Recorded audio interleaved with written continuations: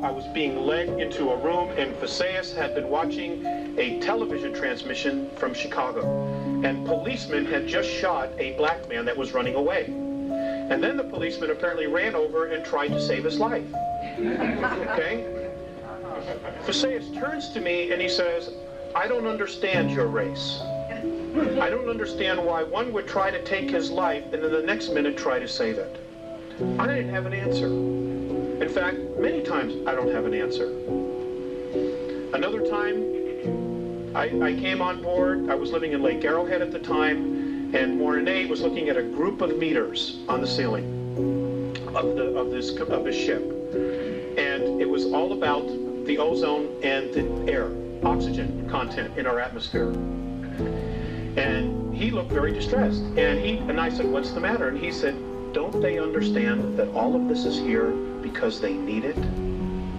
They don't understand how we can just so carelessly destroy our environment." Now, folks, I want to share something with you. If there was not divine intervention, which apparently there has been, March 23rd of 1994, if there has not been divine intervention, and I will cover that, according to the Andromedans, we would only have 41 years left worth of oxygen in our environment. 3,500 years ago, the oxygen content, they say, was at 35, fluctuated between 35 and 38% between the North and South poles.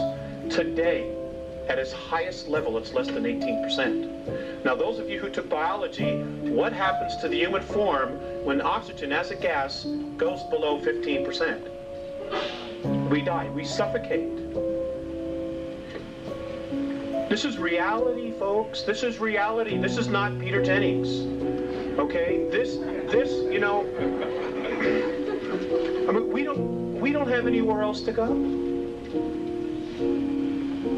You know, and for those, and this is just what I've been told, and for those of you who think there's going to be a rapture, you might be disappointed. And I'm not saying this to question your belief. I'm just telling you that there are much bigger forces going on here.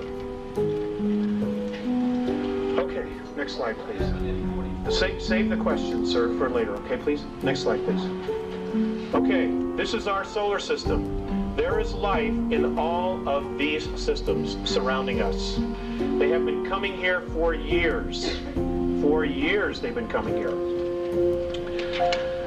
Okay, mythology, there's a shred of truth in all of it. The work that Zecharia Sitchin is doing, an absolutely fantastic book is called The Gods of Eden by William Bramley. I would suggest that those of you who have not read it, go get it in paperback version. It'll bring you right up to speed right away. It's wonderful. And he's not a UFO person, which is why I enjoyed it even more. All the truths, just let him right to it. In fact, there's more truth that the aliens are out there than they aren't. They just don't want you to know because they don't want you to know who you are. Because the minute we wake up, the game's over. They cannot control us. And if you look at our past history, if you read Zecharia Sitchin's books, we as a race, when we stand together, rebel against the gods, the ETs. We rebel because they have been, pardon my French, shitting on us for thousands and thousands and thousands of years and holding us back. Next slide, please. Okay, here's Earth. If we could just get on focus, thanks. This is what's left of Maldek.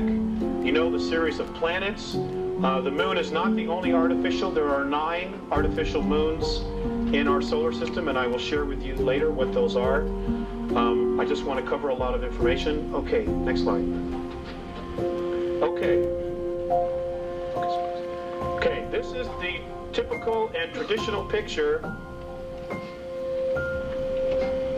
Does that look focused to you? Yeah. Okay, maybe it doesn't. Okay. This is the traditional picture that we see of Earth. We got an awesome home, folks. It's one of the nicest ones around.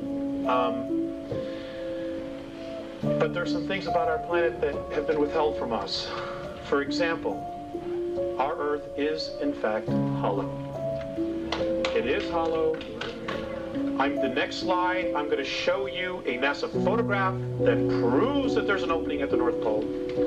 Okay? You can find this photograph in a book called Our Violent Universe by Nigel Calder. It was first released in England, and I don't know how this one slipped through the cracks, but it did. Thank goodness. We are told that the gravity of our planet has to do with the rotation. According to the Andromedans and their science, the radiation of